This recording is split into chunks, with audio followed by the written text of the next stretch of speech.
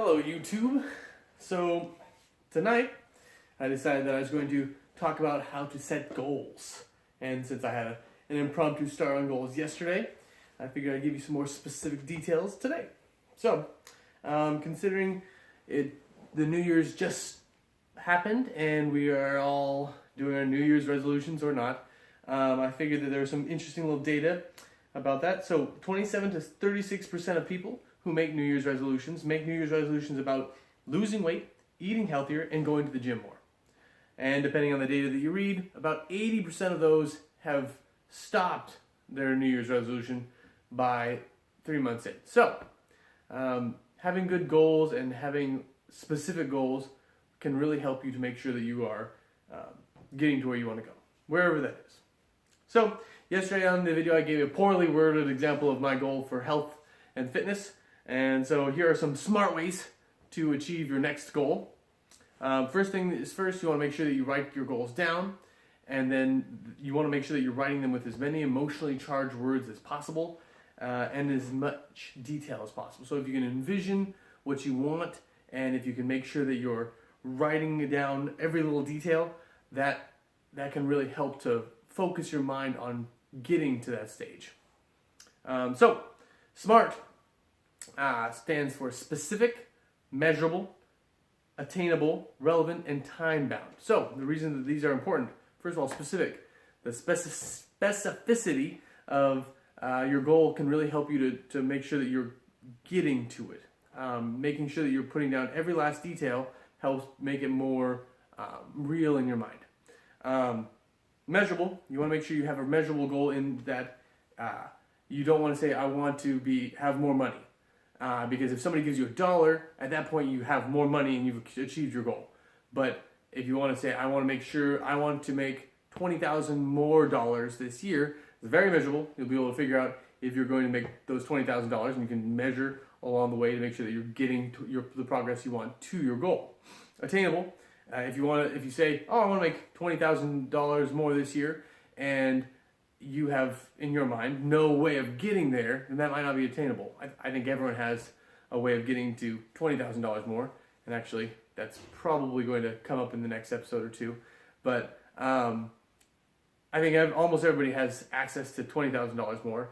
But if you were like, I want to make $1 million more this year, people have done it. But unless you have the motivation and the drive and some pretty good ideas, it's unlikely that that's going to happen to most people.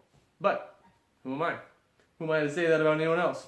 Relevant. You got to make sure it's relevant to your interests, and you got to make sure that it's something that is going to help motivate you and get you going. If it's not relevant to that, if you're making a goal on something that you don't care about, probably not going to stick to it. Finally, you got to make it time bound. You got to make sure that there's an end date and probably a start date to your goal. Most people's start dates are the day they set the goal, but some people will also say, the first of the month, the first of the year, or something like that. But make sure that you have an end date to make sure that it's being able to be measured and that you can find the end of your goal.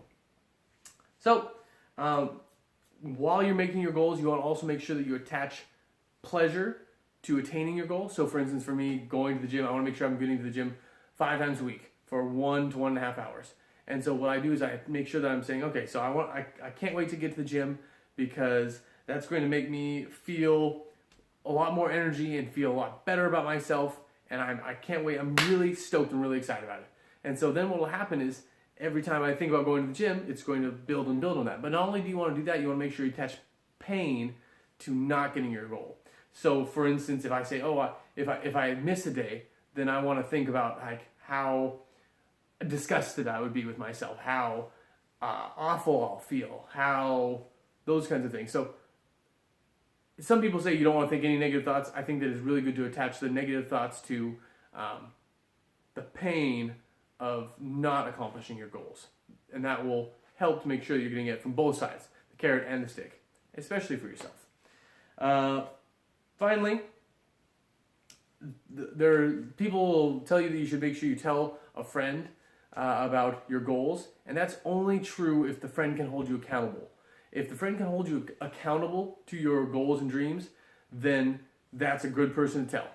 Because then, like, if it's 5 a.m. in the morning and you're getting up to go to the gym, and you're like, oh man, maybe I should just go back to sleep for another hour, you can call up your friend or text your friend and be like, listen, I'm struggling to get out of bed, and it's as long as that friend can hold you accountable, as long as they're there for you, and you can like get a message back, get your silly rear and gear, get to the gym, then that helps. If you just tell a friend and you vividly imagine like, oh man, I'm so excited about going to the gym 5 times a week, I'm going to get in such great shape, it's going to be awesome, and then your friend affirms you and is like, oh yeah, that's so great, you're going to do such a good job, your brain actually feels as if you've accomplished the goal.